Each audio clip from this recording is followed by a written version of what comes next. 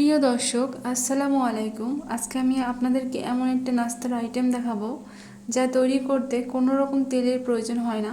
তেলের পরিবর্তে পানি দিয়ে তৈরি করা যায় এবং দেখতে এত সুন্দর এবং অনেক সফট।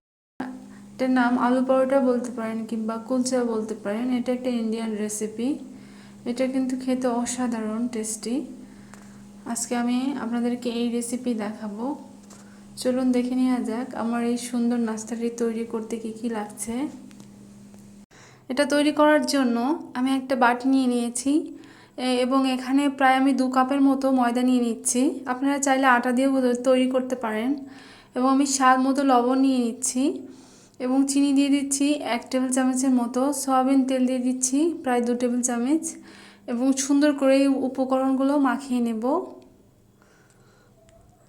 উপকরণগুলো মাখিয়ে নেওয়ার পর আমি প্রায় 3 টেবিল চামচের মতো টক দই দিয়ে দিচ্ছি এখানে। এবং আমি এখানে হাফ টেবিল চামচের মতো বেকিং সোডা দিয়ে দিচ্ছি এবং হাফ টেবিল চামচের মতো বেকিং পাউডার দিচ্ছি। দিয়ে আমি এটা কিছুক্ষণের জন্য ফার্মেন্টেশন হওয়ার জন্য রেখে দেব। প্রায় 10 মিনিট পরে দেখুন আমাদের টক দইগুলো ফার্মেন্টেশন হয়ে গেছে। তাতে আমার এই কুলচাগুলো বা আলু পরোটাটা অনেক সুন্দর ফুলে যাবে। আমি সুন্দর করে এখন এই টক দইয়ের সাথে আমার ময়দাগুলো মাখিয়ে নেব এবং রুম টেম্পারেচারের পানি অ্যাড করছি আমি অল্প অল্প করে এবং একটা সুন্দর সফট ডো তৈরি করছি। এবং আমি একটা র্যাপিং দিয়ে প্রায় 30 মিনিটের জন্য এটা রেস্টে রেখে দেবো। আমি ভেতরে পুর তৈরি করার জন্য 2টো সিদ্ধ আলু নিয়েছি এবং এটা গ্রেট করে নেব। এগুলো আমি গ্রেট করে নিয়েছি এবং একটা কড়াই বসিয়ে দিয়েছি চুলোতে এবং তেল দিয়ে দিচ্ছি এবং পেঁয়াজ কুচি এবং মরিচ কুচি দিয়ে দিয়েছি এবং অল্প একটু জিরা দিলাম, গোটা জিরা। স্বাদ মতো লবণ দিয়েছি এবং হলুদ গুঁড়ো দিয়ে দিলাম এবং আদা রসুন পেস্ট দিয়ে দিলাম হাফ চা চামচের মতো এবং আমার সেই গ্রেট করা আলুগুলো দিয়ে দিচ্ছি। সুন্দর করে আলু ভেজে নেব। ভেজে নেওয়ার পর আমি একটু গরম মশলা গুঁড়ো দিয়ে দিচ্ছি এবং ধনেপাতা দিয়ে দিলাম এবং আমি একটু ভাজা জিরে গুঁড়ো দিলাম ফ্লেভারের জন্য। এখন সুন্দর করে আমি ভেজে নিয়েছি। দেখুন আমার ভেতরে পুর তৈরি হয়ে গেছে। এখন আমার সেই ডোটা আমি আবার মাখিয়ে নিচ্ছি এবং অল্প একটু ডো নিয়ে আমি গোল করে, যেরকম আমরা লুচি তৈরি করার জন্য ছোট ছোট লেচি করে নিই সেভাবে নিয়ে আমি পুরগুলো ভেতরে দিয়ে আমি বেলে নেব।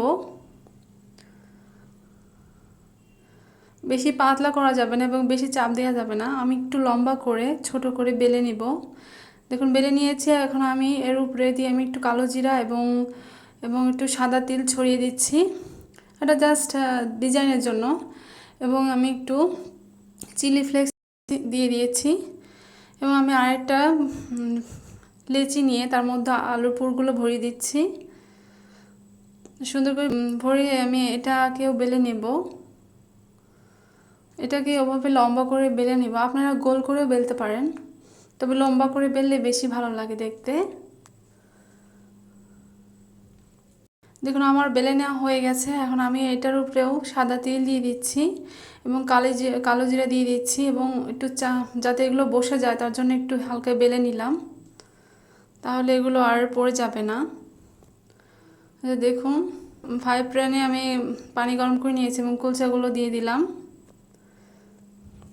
এই পানিতে আমাদের কুলচাগুলো ভাজা হয়ে যাবে, মানে কুক করা হয়ে যাবে।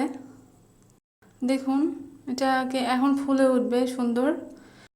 এই যে ফুলে উঠেছে, দেখুন কত সুন্দর।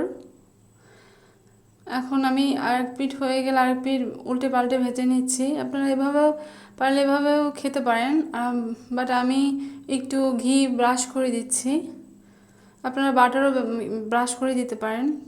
বাটার বা ঘি দিলে একটা ফ্লেভার ভালো পাওয়া যায়। দেখুন ভাজা হয়ে গেছে এবং কত সুন্দর সফট হয়েছে। ভেতরে পুরো অনেক সুন্দর হয়েছে। আপনারা এভাবে ট্রাই করতে পারেন এবং এর টেস্ট কিন্তু অসাধারণ ছিল। এবং সবচেয়ে মজার বিষয় হলো এটা পানি দিয়ে তৈরি করা। এটাই বেশি মজার, কোনো রকম তেল ইউজ করতে হয় না।